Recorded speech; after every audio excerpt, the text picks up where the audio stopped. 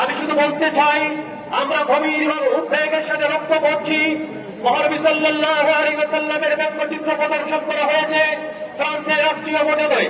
আমরা ৯২% মুসলমানের দেশ, এই দেশের সংসদ থেকে এই দেশের রাষ্ট্রীয় পর্যায়ে এখন পর্যন্ত নিন্দা প্রস্তাব গ্রহণ করা হয় নাই।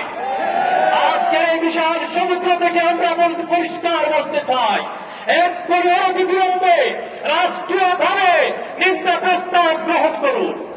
সাথে সাথে শেষ কথা বলতে চাই, আমরা মুসলমান, আমাদের নবীকে আঘাত করা হবে, আমরা ঘরে বসে থাকবো না, এটাই স্বাভাবিক। হেফাজতের আন্দোলন থেকে যাদের চর্মরোগ শুরু হয়ে গেছে, যারা ইতিহাস হয়ে গেছে, তাদেরকে একটি মেসেজ দিতে চাই, আসুন সরকারের অতীতে সিলেটে এসে থেকে যান।